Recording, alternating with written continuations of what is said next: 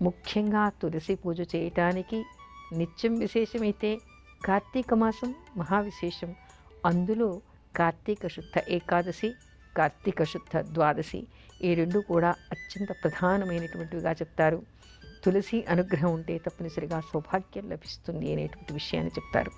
అయితే ఆధునికులు చాలామంది అడుగుతూ ఉంటారు, ఎంతసేపు పుణ్యం పుణ్యం పుణ్యం అని వ్రతాలు నోములు చెప్తూ ఉంటారు, రోజొక వ్రతం రోజొక నోము ఎక్కడి నుంచి చేస్తామండి అని నవ్వేస్తూ ఉంటారు. కానీ ఇక్కడ ఒక విషయాన్ని ఆధునిక యువత గమనించాలి. తులసికి ఎందుకు ఇంతటి ప్రాముఖ్యత ఉంది? ఆధ్యాత్మికత, పురాణాలు పక్కన పెట్టండి, మీరు పరిశీలనలు పరిశోధనలు చూడండి. కొంతమంది ఆరా మీటర్స్ పెట్టి ఆరాను కొలిచేవాళ్ళు కూడా చూశారు. ఏ మంత్రం చదవకుండానే కేవలం తులసి చుట్టూ మూడు సార్లు తిరిగితే వాళ్ళల్లో ఉండేటువంటి నెగటివ్ ఆరా పోయి పాజిటివ్ ఆరా పెరుగుతోంది. ఎంత అద్భుతంగా ఉంది! మనలో పాజిటివ్ ఆరా పెరిగినప్పుడే మనకి ఆరోగ్యం, మంచి ఆలోచనలు వస్తాయి. అందుకని పాజిటివ్ ఆరా పెరగడం కోసమైనా తులసికి ప్రదక్షిణ చేసి నమస్కారం చేయండి. ఇంటి చుట్టూ పాజిటివ్ ఆరా పెరగడం కోసం ఇంట్లో తులసి చెట్టును నాటండి, తులసికి దీపం పెట్టండి. పిల్లలకి కూడా మన సంస్కృతి సాంప్రదాయాలు అలవాటు చేస్తూ ఉండి దానిలోని అంతరార్థాలు చెప్తూ ఉంటే తరతరాలుగా దీన్ని పాటించే అవకాశం ఏర్పడుతుంది. అలా కాకుండా ఏదో పుణ్యం వస్తుంది అనేటువంటి మాటతో మాత్రమే చెప్తే మాకు పుణ్యం అక్కర్లేదు, అది కనిపిస్తుందా అని అడిగేవాళ్ళు యువత కనిపిస్తున్నారు. దానికి తల్లిదండ్రులు సమాధానం చెప్పలేరు. పుణ్యం పాపం పక్కన పెట్టండి, మీకు పాజిటివ్ ఆరా పెరుగుతోంది. దానికి కొన్ని ఇన్స్ట్రుమెంట్స్ కూడా ఉన్నాయి ఆరాను కొలిచేవి, దాని ద్వారా కూడా చెప్పినటువంటి విషయం అదే. వైద్యపరంగా తులసి గాలి చాలా మంచిది.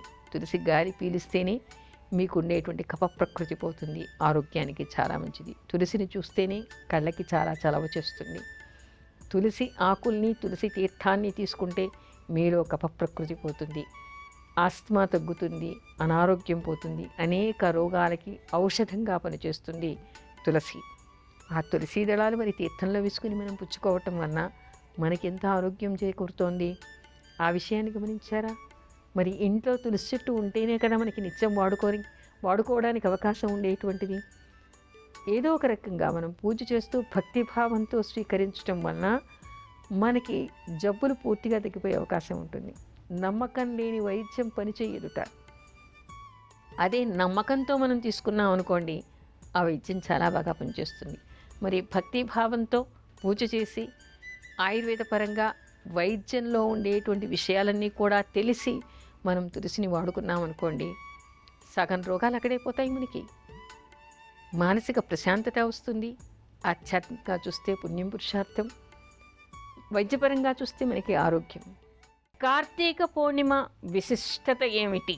అసలు కార్తీక మాసం అని పేరు రావడానికి కారణం, కార్తీక పౌర్ణిమ రోజు కృత్తికా నక్షత్రంలో చంద్రుడు ఉంటాడు కాబట్టి ఈ మాసానికి కార్తీక పౌర్ణిమ అనేటువంటి పేరుంది. సర్వసాధారణంగా అందరికీ తెలిసినటువంటి విషయం ఏమిటంటే, కార్తీక మాసం వచ్చింది అంటే శివకేశవులని పూజించాలి అనుకుంటూ ఉంటారు.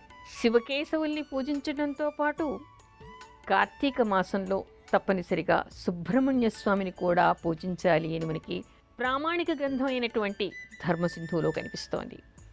ఏమిటి ఆ ప్రత్యేకత అంటే, సుబ్రహ్మణ్య స్వామికి కార్తికేయుడు అనేటువంటి పేరు కూడా ఉంది. ఎందుకంటే ఆయనని కృత్తికలు పోషించారుట. కృత్తికా నక్షత్రం రోజు సుబ్రహ్మణ్య స్వామికి పూజ చేసినటువంటి స్త్రీలను మాతృస్వరూపంలో చూసి వాళ్ళకి సంతానంగా వస్తాడుట ఆయన. ఒక్క కార్తీక మాసంలోనే కాదు, ప్రతి నెలా కృత్తికా నక్షత్రంలో సుబ్రహ్మణ్య స్వామికి పూజ చేయటానికి విశిష్టమైనటువంటిది. అదేవిధంగా కార్తీక మాసం మరీ ప్రత్యేకమైనటువంటిది. మాసం మొత్తం కూడా రోజు సుబ్రహ్మణ్య స్వామికి పూజ చేయాలి. అంతేకాదు, కార్తీక పౌర్ణిమ రోజు ఎవరు సుబ్రహ్మణ్య స్వామిని దర్శిస్తారో వాళ్ళకి 7 జన్మాల పాపాలు పరిహారమై మరో 7 జన్మల వరకు ఉత్తమ వంశంలో ధనవంతుల ఇంట జన్మించే అవకాశం వాళ్ళకి వస్తుందిట సుబ్రహ్మణ్య స్వామి అనుగ్రహం వలన. అంతేకాకుండా కార్తీక మాసంలో కార్తీక పౌర్ణిమ రోజు ఎవరు మార్కండేయ పురాణాన్ని దానం చేస్తే వాళ్ళకి అత్యంత పుణ్యఫలమని వాళ్ళకి ఉండేటువంటి సకల పాపాలు అపమృత్యు దోషాలు పోతాయి అని కూడా చెప్తారు. అంతేకాకుండా కార్తీక మాసం మొత్తం కూడా ఎవరు నియమాలు పాటించలేకున్నా ఉన్నటువంటి వాళ్ళు కూడా కేవలం కార్తీక పౌర్ణిమ రోజైనా కృత్తికా నక్షత్రం పోకుండా, అంటే ఆ తార పోకుండా ఆ నక్షత్రం కనిపిస్తున్నప్పుడే తెల్లవారుజామున విశేషంగా వీలైతే నదీ స్నానం చేయటం, దీపదానం చేయటం, అన్నదానం చేయటం, శివకేశవుల్ని అర్చించటం వలన విశేషమైనటువంటి ఫలితం వస్తుంది అనేటువంటి విషయాన్ని చెప్తారు. అయితే ఇక్కడ మరికొన్ని ప్రత్యేకతలు కూడా కార్తీక పౌర్ణమికి కనిపిస్తాయి. ఆ రోజు ఏమిటంటే ప్రత్యేకంగా ఇదివరకు ఆషాఢ పౌర్ణిమ రోజు ఎవరైనా కొన్ని లక్షార్చనలు లాంటివి మొదలుపెట్టి ఉంటే వాళ్ళందరికీ కూడా సమాప్త దివసంగా ఉద్యాపనకు ఉత్తమమైనదిగా ఈ కార్తీక పౌర్ణిమని చెప్తారు.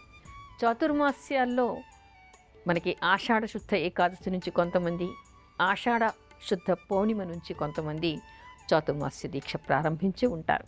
అలా చాతుర్మాస్య దీక్ష ప్రారంభించిన వాళ్ళందరికీ కూడా ఉద్యాపన ఈ కార్తీక పౌర్ణిమ రోజు చెయ్యాలి అని చెప్తూ ఉంటారు.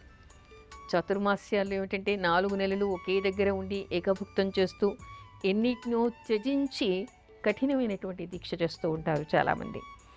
అలా చేసినటువంటి వాళ్ళందరికీ కూడా ఇది ఉద్యాపన చేయటానికి ఆఖరి రోజుగా కార్తీక పౌర్ణిమని చెప్తారు.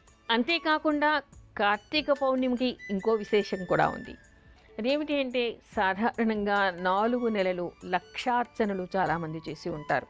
ఈ రోజుల్లో మనకి కనిపిస్తోంది ఏమిటంటే ఎక్కడైనా 1,00,000 బిల్వార్చన చేయాలన్నా, 1,00,000 తులసి అర్చన చేయాలన్నా, 1,00,000 పుష్పార్చన చేయాలన్నా ఒకే రోజు ఏదో ఒక మందిరంలో కొన్ని బస్తాల పువ్వులో కొన్ని బస్తాల పత్రో తెప్పించేసి 10 మంది బ్రాహ్మణుల్ని పెట్టుకుని ఒకే రోజు అర్చన చేస్తూ ఉంటారు. అంటే అలా చేయటం దోషమని నేను చెప్పటం లేదు, కానీ మనకి ప్రామాణికంగా చేయవలసినటువంటి విధానాలు పద్ధతులు వేరుగా కనిపిస్తాయి.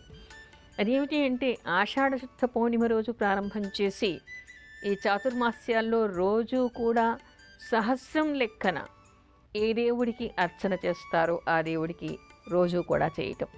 అంటే శివుడికైతే బిల్వార్చన, విష్ణుమూర్తికైతే తులసితో అర్చన, లేదా ఇష్ట దైవానికి పుష్పార్చన, గణపతికి దూర్వాలతో అర్చన, లేదా 1,00,000 ప్రదక్షిణలు, లేదా 1,00,000 ధాన్యాలతో శివుడికి అర్చన, ఇలా రకరకాలుగా చాలా ఉన్నాయి.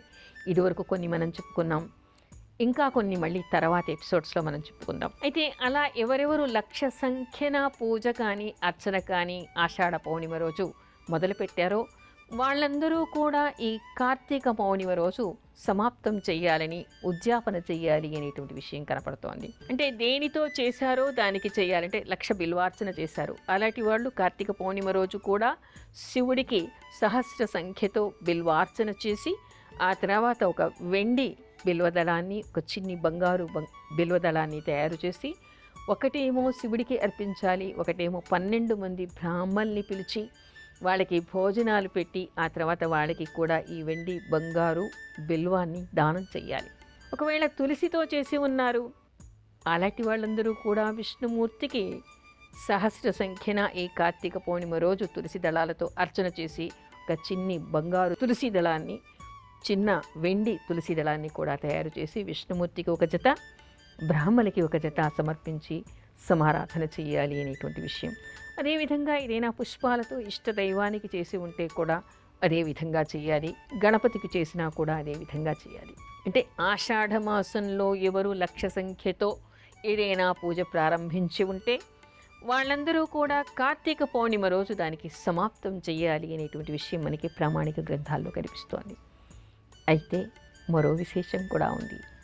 ఉద్యాపన చేయటానికి ఇది సరైనటువంటి రోజే, అంటే ఆషాఢ మాసంలో చేసినటువంటి వాళ్ళకి లేదు, ఇదివరకు చెయ్యలేదు, కొత్తగా చెయ్యాలి అనుకుంటున్నటువంటి వాళ్ళకి కూడా 1,00,000 ఒత్తుల నోము చేస్తూ ఉంటారు. అలాంటి వాళ్ళకి కూడా ఇక్కడ కార్తీక పౌర్ణిమ రోజు కూడా ప్రారంభించవచ్చు.